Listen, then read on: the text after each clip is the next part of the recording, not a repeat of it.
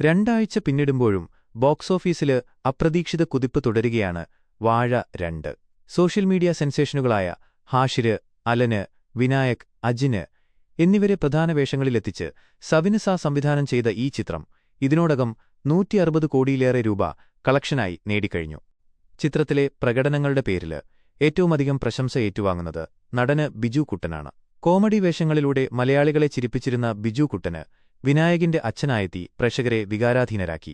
തന്റെ കഥാപാത്രത്തെക്കുറിച്ചും സിനിമയുടെ വിജയത്തെക്കുറിച്ചും ബിജു കുട്ടന് മനസ്തുറക്കുന്നു.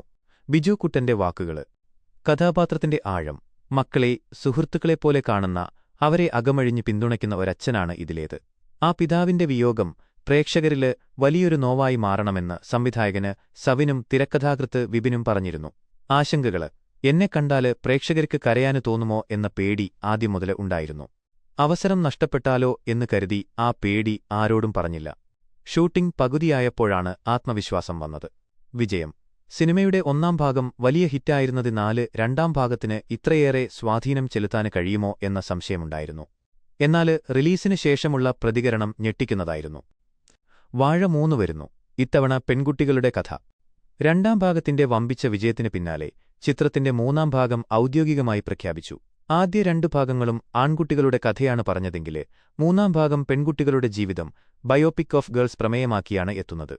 വിശ്വന് ശ്രീജിത്താണ് ഈ ചിത്രം സംവിധാനം ചെയ്യുന്നത്. തിരക്കഥാകൃത്ത് വിപിന് ദാസാണ് പുതിയ ഭാഗത്തിന്റെ പ്രഖ്യാപനം നടത്തിയത്.